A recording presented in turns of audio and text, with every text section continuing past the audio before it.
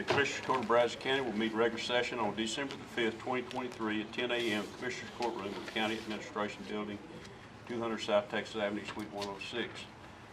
First item on the agenda is the invocation pledge of allegiance to the U.S. and Texas flag. Commissioner Barrett will lead those. Almighty, thank you for this day and the many abundant blessings you bestow upon us. As we enter this holiday season, we should all be mindful of those less fortunate and pray that all in need will find comfort. We ask that you continue to keep a watchful eye upon our military, first responders, and teachers and keep them safe from harm's way. We continue to pray for the people of Ukraine, Palestine, and Israel, and we hope that those conflicts are resolved soon. We are grateful for the opportunity to represent the citizens of Brazos County and hope that our actions today glorify you. We ask all this in your name. Amen. Amen. I pledge allegiance to the flag of the United States of America and to the republic for which it stands, one nation, under God, indivisible, with liberty and justice for all. Honor the Texas flag. I pledge allegiance to thee, Texas, one state, under God, one and indivisible. Thank you, Commissioner.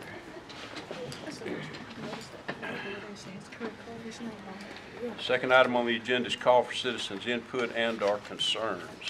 And we've got a few that have asked to speak. Mark Holtzapfel. Howdy, I'm Mark Holtzapfel. I was here 2 weeks ago. I asserted that the election machines are not secure. So what I'd like to do is continue with my presentation and ask those who have my presentation to go to page 11. So these are my personal assertions, but I have some quotes from a Hart InterCivic. I will fully admit that anybody who says a voting system is not hackable is a fool. Also a quote from Dominion: it's impossible to make machines that can be expected to withstand a full-fledged nation-state attack. If you go to the next page, the voting machines have foreign components. This is a testimony from Carroll County. Do you, Hart InterCivic, use foreign components from overseas? He answers, oh yeah, we do. Unfortunately, you cannot make this up in the United States. If you go to page 13, when I went voted recently, I looked at the boxes in which the ballots go. They are not secure. It's a black box, literally. There's a hinge that could easily be undone so that all the looks like the box is locked and secured. You could simply pull the hinge out and get inside, and I'm sure that I could do that. There's also a secret compartment in there. I have no idea what that's about. So how do we make it secure? What we should do is have plexiglass boxes where you can see the votes go in. The system would be monitored 24/7 and recorded. There would be a clock there so we know timestamp what's going on. We can count the ballots. Literally, the ballots that come out of the Hart machine should be counted by hand, and then all you do is redundantly count them by machine. So if the machine and the hand count agree, it's a pretty good sign that everything's going all right. Other countries have abandoned machines: Canada, Germany, France, Italy, Netherlands, and Argentina. So it can be done. The final observation I'll make is when I asked to give this presentation, I wanted to give it electronically. I'm a professor. I use PowerPoint all the time. I was told, no, I cannot give an electronic PowerPoint presentation. It must be paper. And then Marcia Anderson nicely responded why. She said, this is not verbatim. This is essentially what she was saying. Electronic systems are too vulnerable to hacking. Now, all my beliefs are documented here. There's a very extensive appendix. So it would take about a day to go through all the materials, but I'm not going to take a day here to do that. But I invite you to actually go through the materials. These are heartfelt beliefs that the systems are not secure, and it's not just an opinion. It's documented based on this information. Thank you very much. Okay. Thank you. Ann Walton.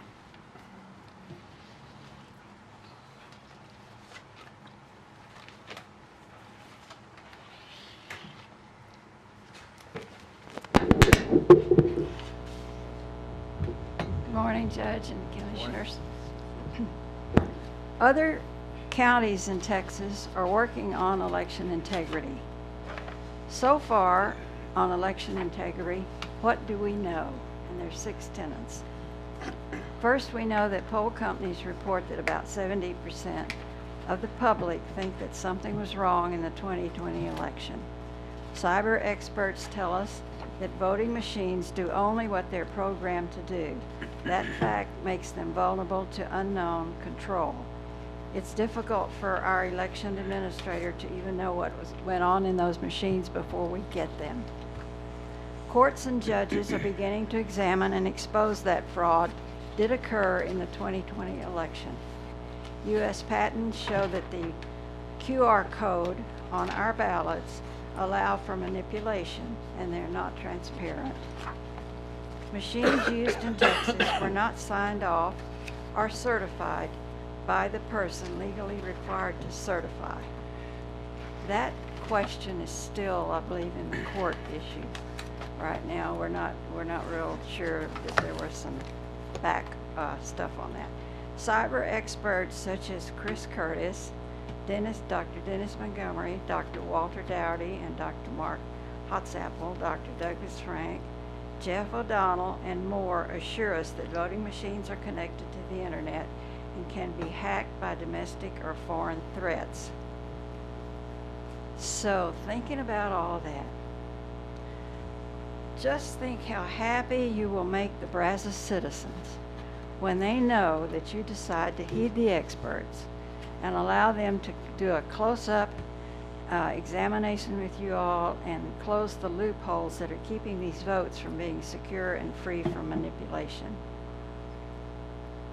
These experts have paid much money to get their education, and they do this for us for free, and I think that is really true patriotism, and personally I just love them for it. Thank you. Thank you. Thank you. Cynthia Wiley.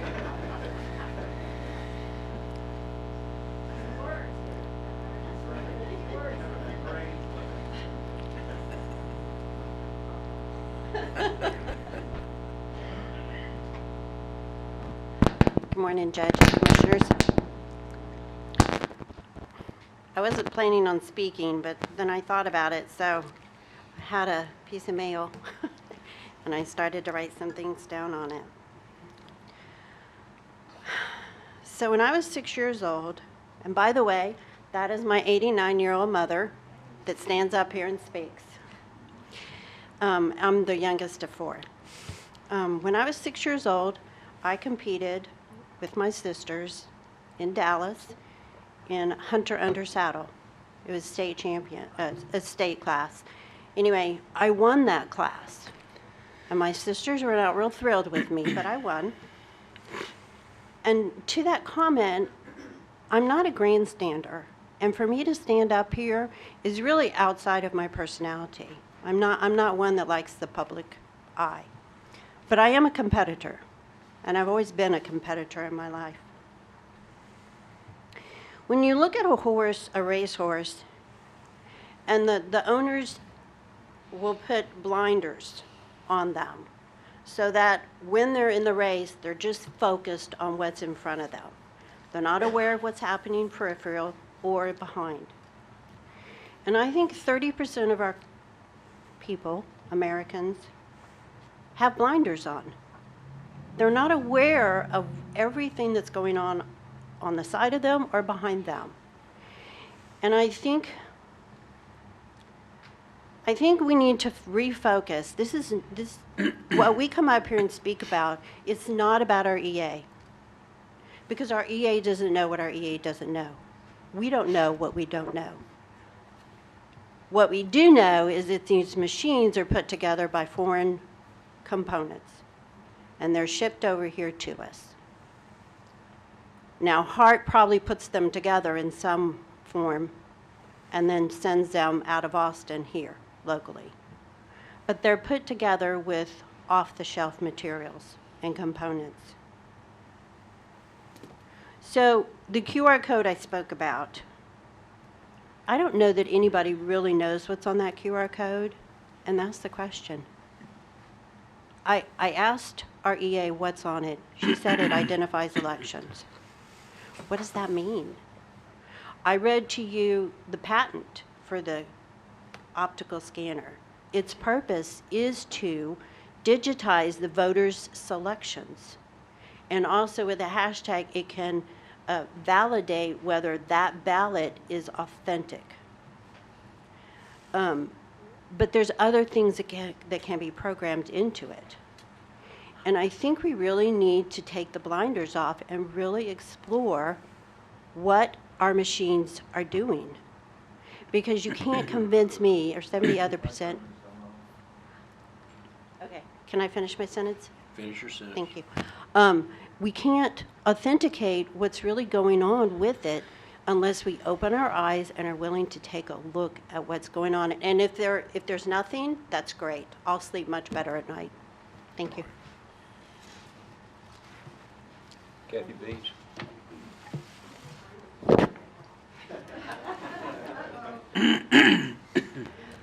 Good morning, Judge.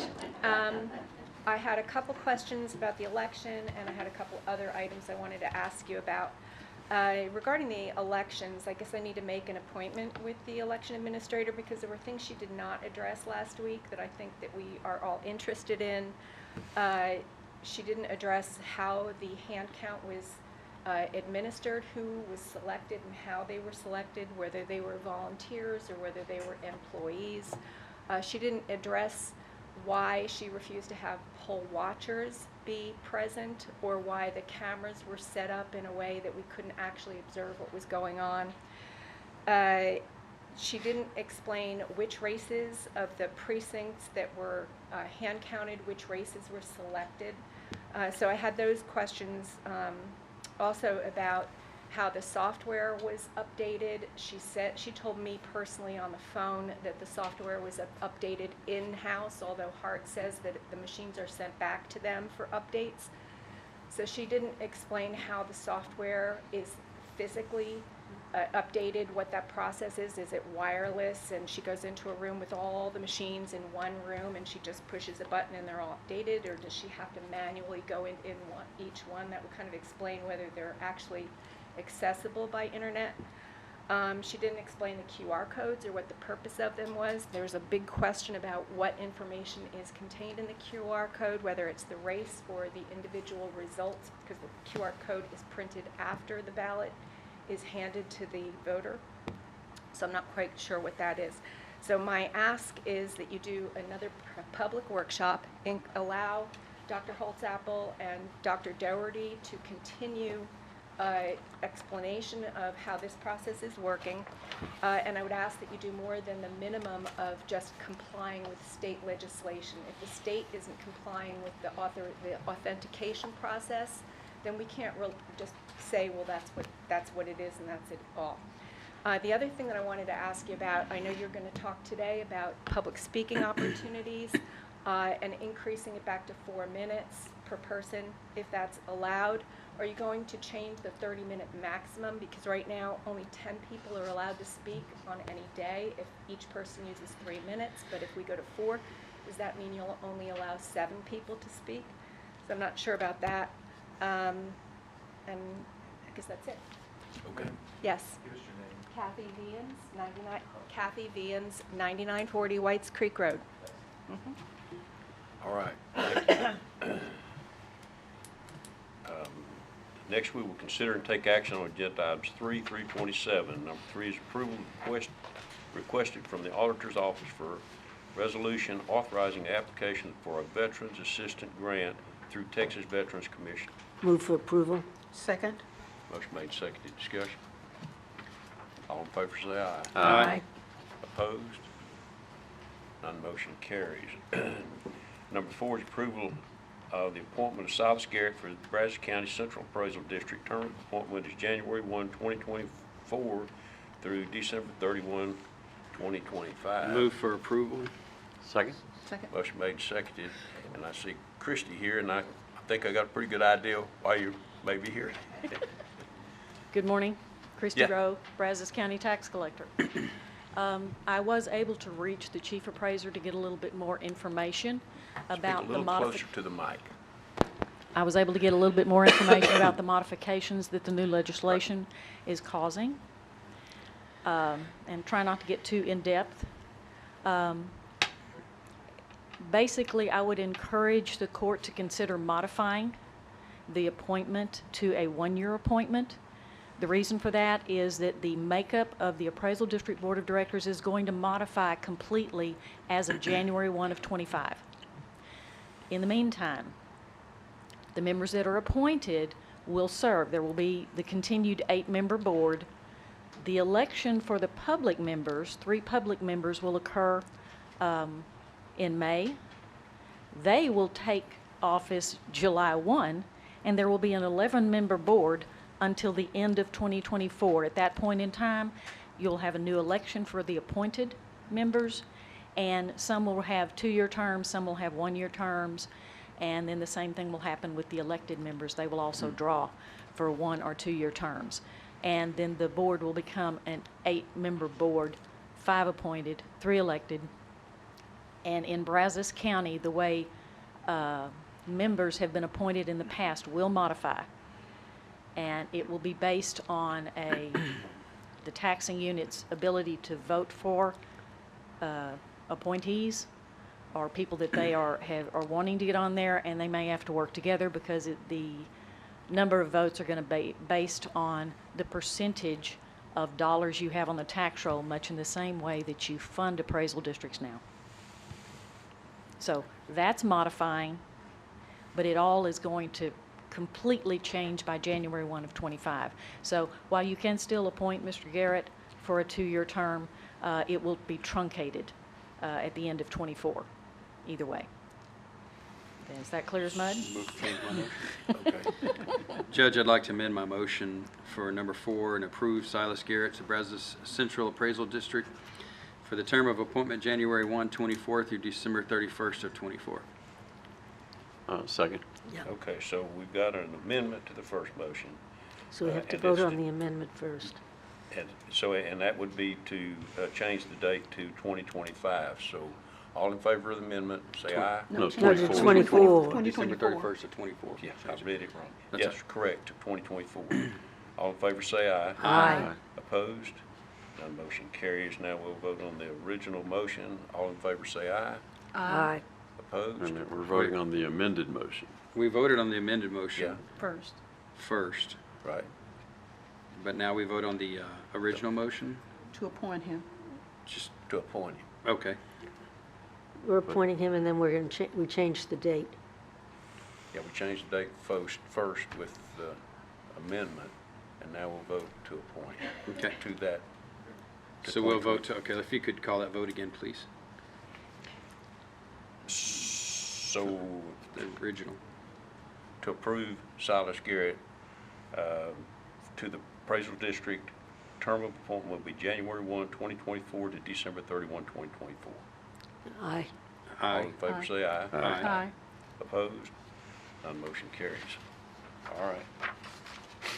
Number 5 is approval of the following reappointments to the Brazos County Emergency Services District Number 2. Term of appointment is January 1, 2024 to December 31, 2025.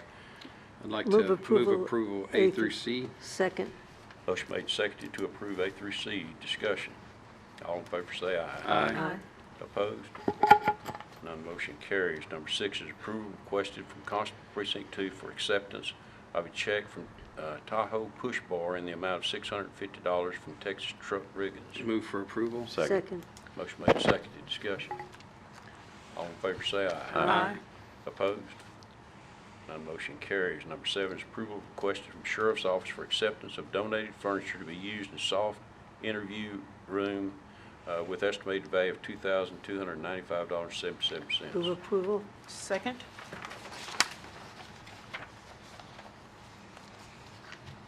Hold on just a minute. My phone is going off in my ear. Let me kill it. We got a motion and a second. All in favor say aye. Aye. Opposed? None motion carries. Number 8 is discussion and possible action on public input and/or concerns of Commissioners Court meetings. So Yeah, Judge, I asked to put this on the agenda, and I thank the court for taking the time to do so.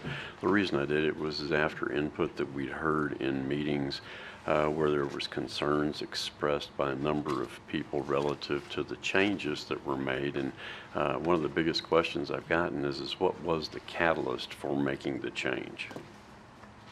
Well, we've had issues in the past that needed to be addressed, and they hadn't been up until now, and I felt like time needed to be done, and I put it on there to make changes.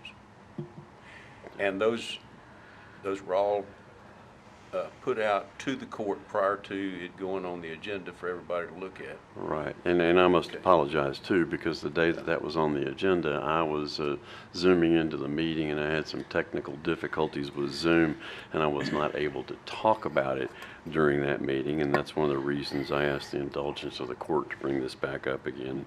I think the concerns that have been expressed to me is we meet at 10 o'clock on a business day. It's kind of difficult for business people who are at jobs and those types of things, to actually be able to be here and give us public input in the first place. But that's the way we've always done it. And then, the comments to be made before and after the meeting, I think that's appropriate, because if something happens during the meeting and somebody wants to have the opportunity to address the Commissioner's Court in a public meeting about that, I think that's productive. And I guess my question is just in open governance in general, why would we want to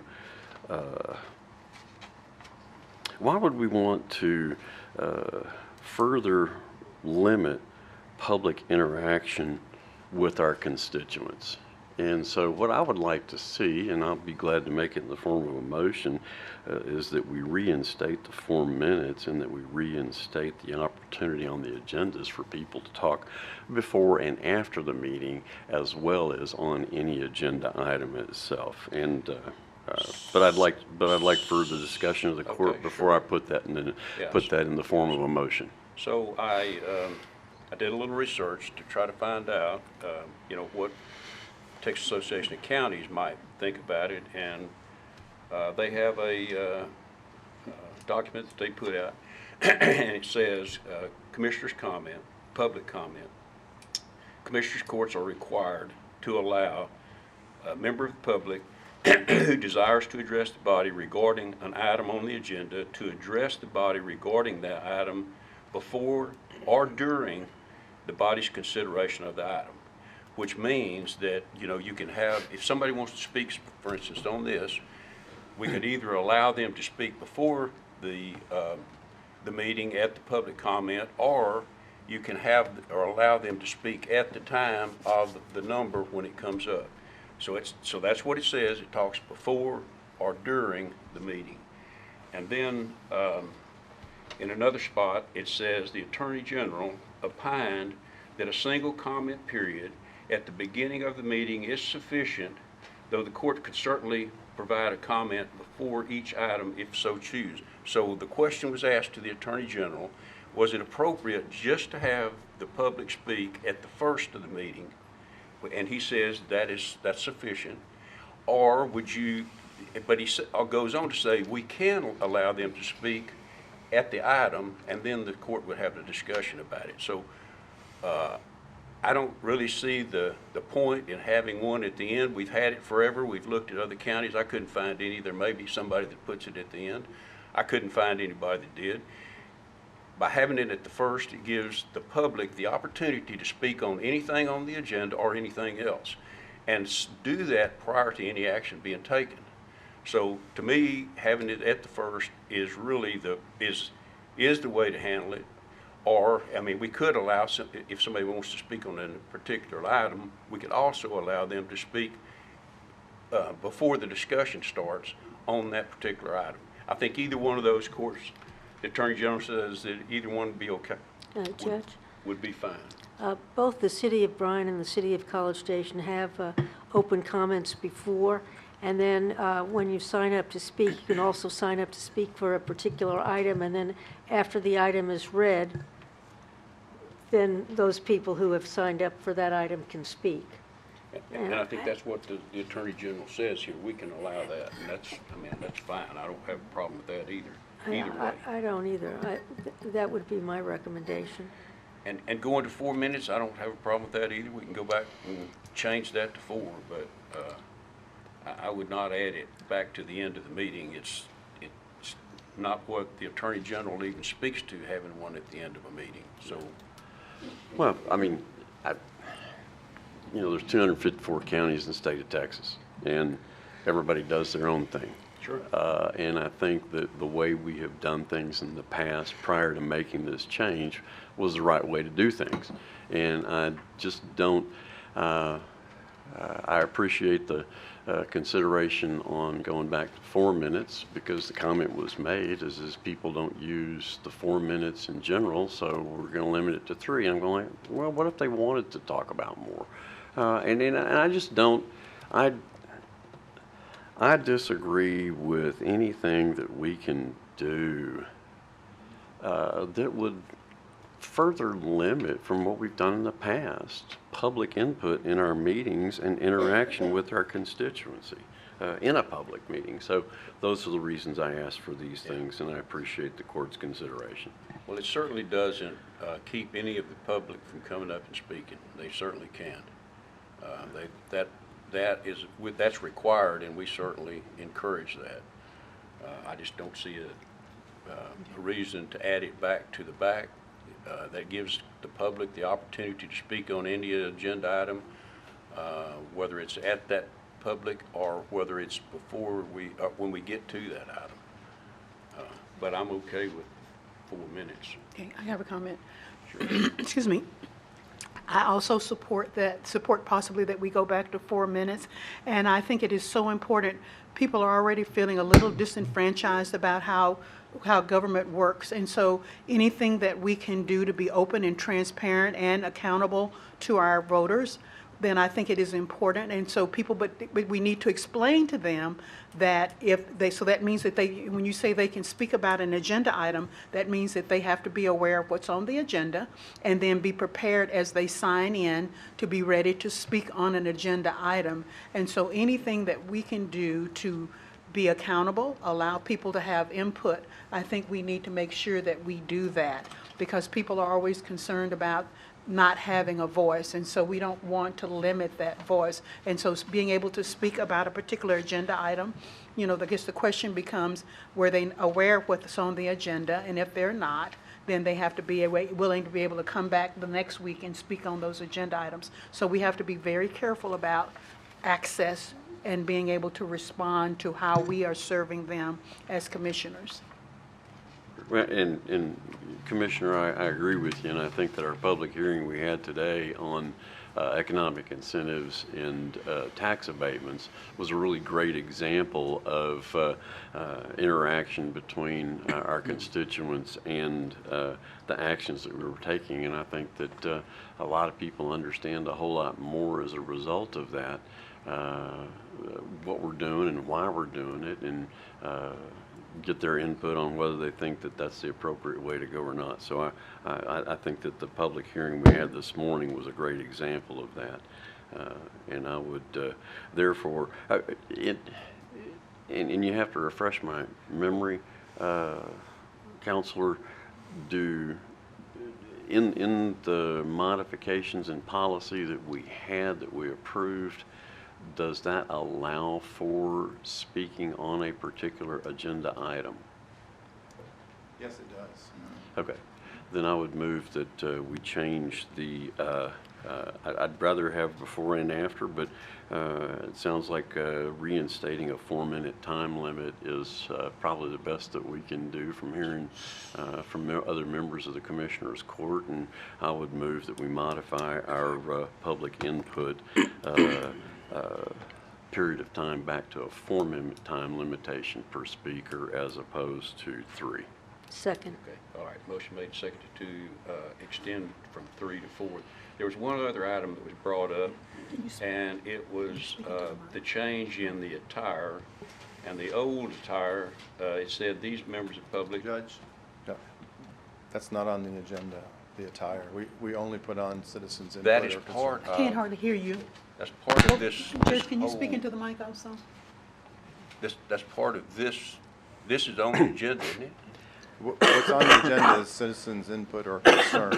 No, we're This not is in public no, we're input in and/or numbers- concerns. We're in number 8, discussion and possible action on public input and concerns of Commissioner Court meetings. And that's part of the change that we made. We made change from 3 to 4, and so this is part of, so I think it's, I mean, if you think I'm wrong, I'll cut it off, but that's where, I thought that's what this discussion was So about. you're saying we would have needed to post it for all of the changes to be discussed versus just discuss public input and concern? So what's on the agenda is public input and concern, or? Yes, sir. And the reason I'm saying that is our standard language for number 2 on our agenda every week is citizen input and/or concerns. I see. So you'd have to repost it. I mean, I think potentially the public input that we got included comments about that. Okay. I withdraw my objection. Okay, well, I'll, No, he said I don't you wanna can make talk a- about it.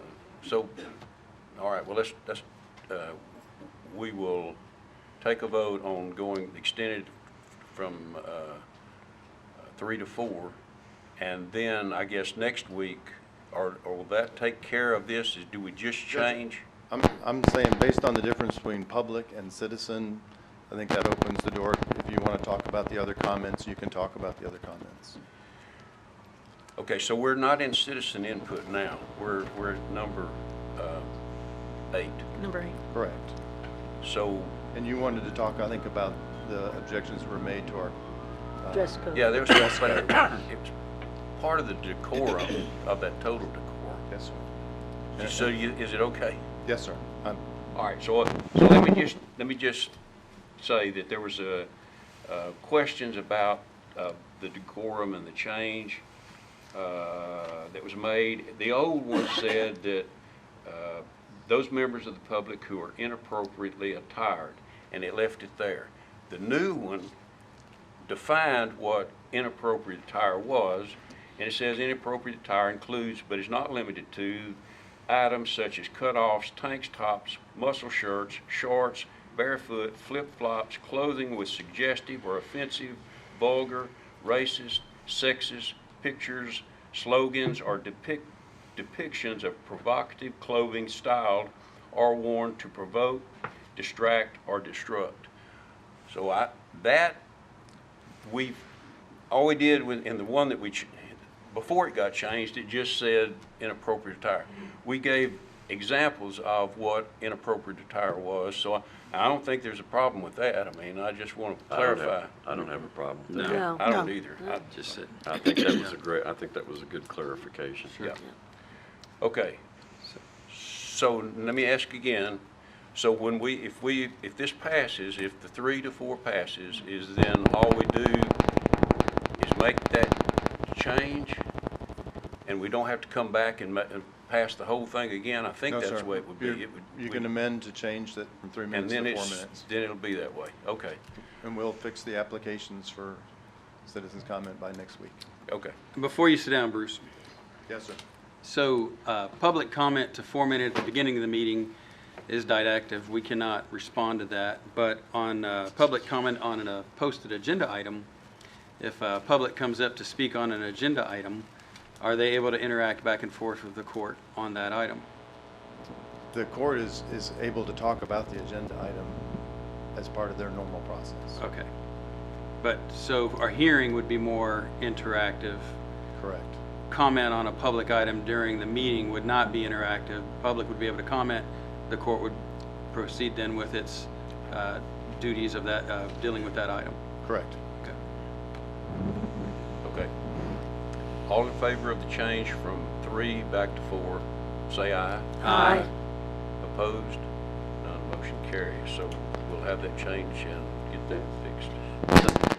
thank you to the court for entertaining this motion. I appreciate it. Number 9 is approval requested from Fleet Services to transfer a 1994 International dump truck currently known as Unit RB 609 to the Expo Department. Move approval. Second. Motion made, seconded, discussion. All in favor say aye. Aye. Aye. Opposed? None motion carries. Number 10 is approval of the exception to Section 4.07, Policy on Overtime Compensation on behalf of Facility Services. Move approval. Second. Motion made, seconded, discussion. All in favor say aye. Aye. Opposed? None motion carries. Number 11 is approval requested from Human Resources Department for Section 2.07.1, Administrative Leave. Move approval. Second. Motion made, seconded, discussion. All in favor say aye. Aye. Aye. Opposed? None motion carries. Number 12 is approval requested from District Clerk's Office for jury selection plan for Brazos County in compliance with all portions of Chapter 62 of Government Code. Move approval. Second. Motion made, seconded, discussion. All in favor say aye. Aye. Opposed? None motion carries. Number 13 is approval of amendment number 7 to service agreement with TAMU Health Science Center and Brazos County with acceptance of $10,000 in grant funds. Move approval. Second. Motion made, seconded, discussion. All in favor say aye. Aye. Opposed? None motion carries. Number 14 is approval requested from Purchasing Department to declare a list of surplus property as salvage in accordance with local government code 263.152 and authorize destruction and or other means of disposal. Move approval. Second. Motion made, seconded, discussion. All in favor say aye. Aye. Opposed? None motion carries. Number 15 is approval of CIP 24-605 design service proposal for Dick Elliott Road with Goodwin, Lassiter, Strong for $266,000. Move for approval. Second. Second. Motion made, seconded, discussion. All in favor say aye. Aye. Opposed? None motion carries. Number 16 is approval of CIP 24-606 design services for Mumford Road with Goodwin, Lassiter, and Strong for $321,000. Move for approval. Second. Motion made, seconded, discussion. All in favor say aye. Aye. Opposed? None motion carries. Number Judge, 7. just indulge me for a second. So Sure. item number 15 and 16, the money that's being appropriated for that is coming from general funds and allocation to road and bridge. It's not coming from bond money. I think that's correct, but I'd let Nina respond to that. County Judge Commissioners Court, the money that you're just approving regarding the Goodwin Lassiter for those 2 roads, it has been budgeted in the road and bridge operational budget. Okay, great. Thanks for that. Thanks for that clarification. Did we vote on that? We did. We 17. did? Okay, so number 17 is consider and take action on acceptance of Millstone Estates subdivision roads and roadway drainage structures into the Brazos County Road Maintenance System. Structures that are in compliance with Brazos County subdivision regulations. Sites located in Precinct 1. Move approval. Second. Motion made, seconded, discussion. All in favor say aye. Aye. Opposed? None motion carries. Number 18 is approval of resubmittal of final plat 711 Ranch Block 1, Lot 5R, 1R, which corrects a title block error pertaining to acreage on the previous plat submitted to September 27, 2022 Commissioners Court agenda. Sites located in Precinct 1.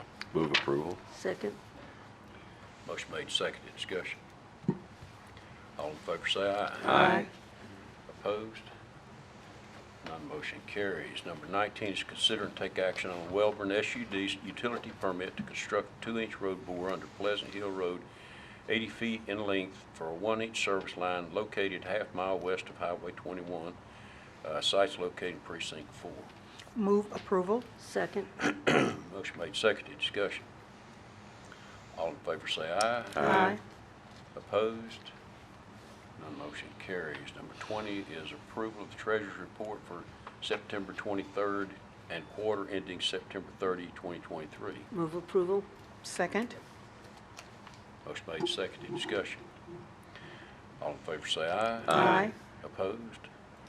None motion carries. Number 21 is tax refund application for the following. Move approval A and B. Second. Motion made, seconded, discussion. All in favor say aye. Aye. Opposed? None motion carries. Number 22 is Commissioners Court minutes for the following dates. Move approval A through E. Second. Motion made, seconded to approve A through E. Discussion. All in favor say aye. Aye. Opposed? None motion carries. Number 23 is budget amendments. Budget amendments FY 22/23 budget amendments 57.01 and FY 23/24 budget amendments 10.01 through 10.02. Move for approval. Second. Motion made, seconded, discussion. All in favor say aye. Aye. Opposed? None motion carries. Number 24 is personnel change status. Move approval A and B. Second. Motion made, seconded, discussion.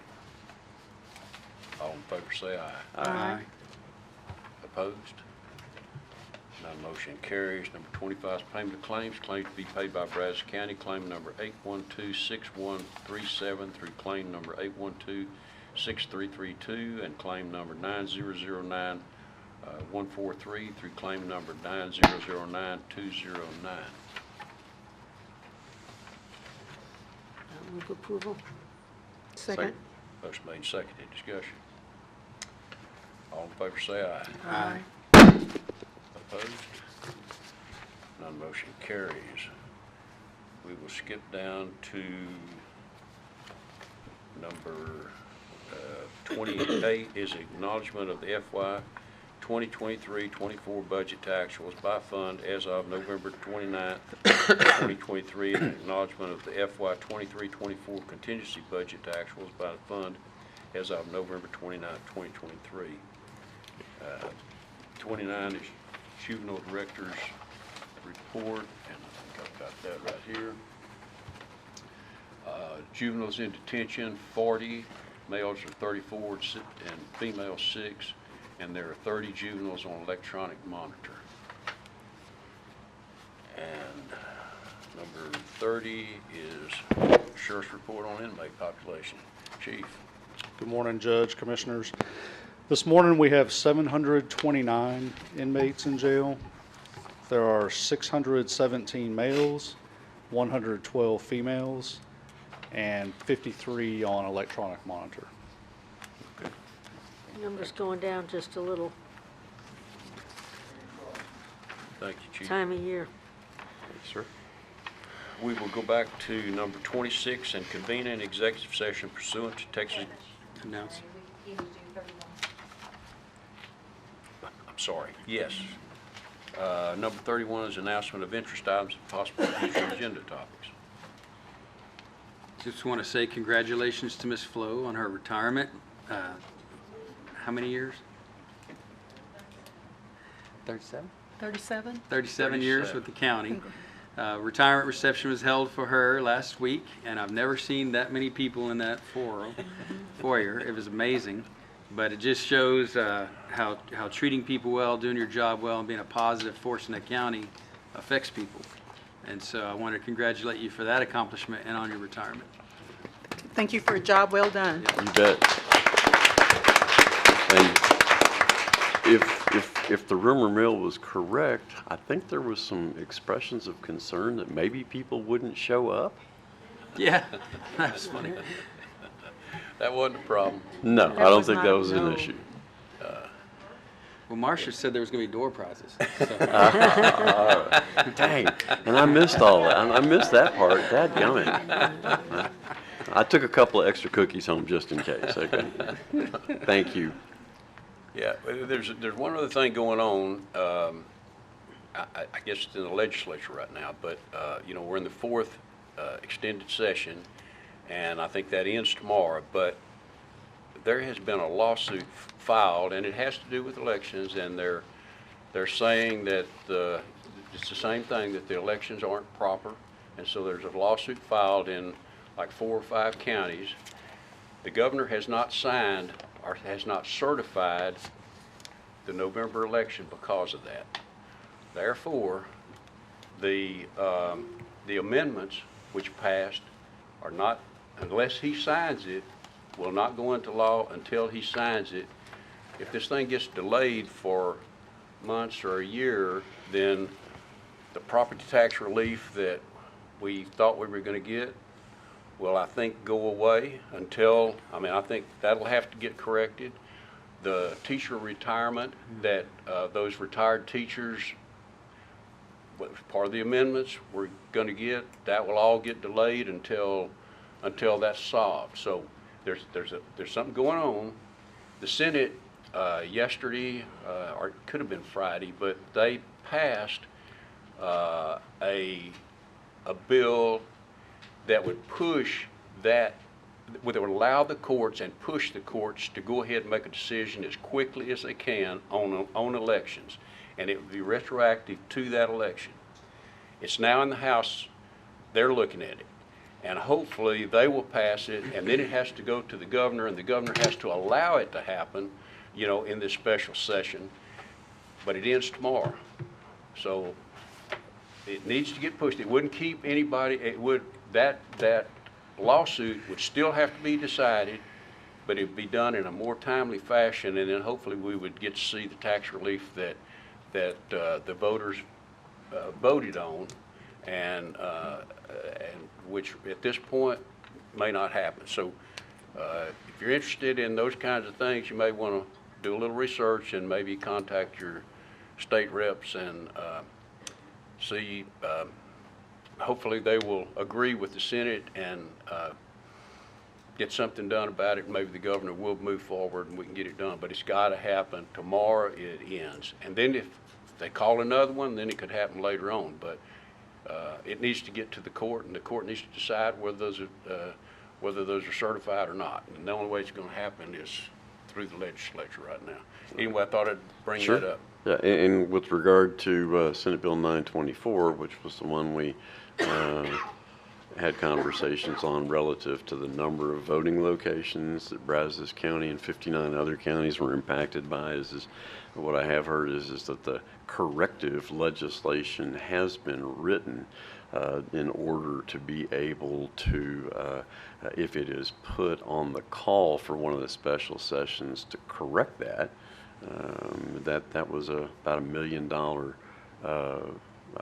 unfunded mandate that came as a result of Senate Bill 924. But I've also been informed that it's not going to make the call, so we're in limbo on that one, probably from what was communicated to me until next regular legislative session.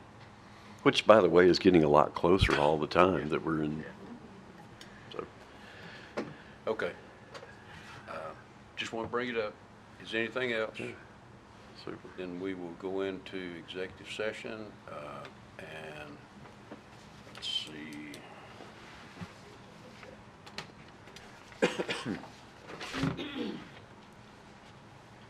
Litigation, so we'll need, of course, Cheryl. What the executive session is for. Do you want to read it? Yeah, so it's convening executive, it's number 26, convening executive session pursuant to Texas Government Code 551.071 to consult with an attorney about pending or contemplated litigation or a settlement offer. And certainly we need counsel and chief of staff and Cheryl and Commissioner's Court. Is anybody else we need to have in there? Okay. Time is 10:51.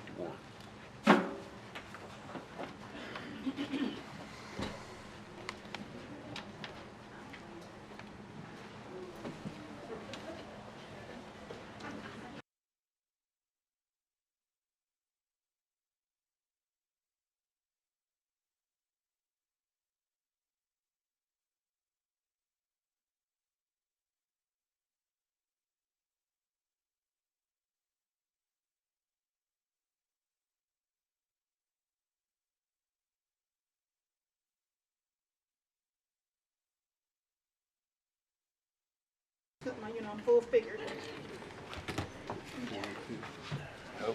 Okay, y'all ready? We're coming out of executive session. The time is 11:17. There's no action to be taken, and the next item is to adjourn. Thank you all.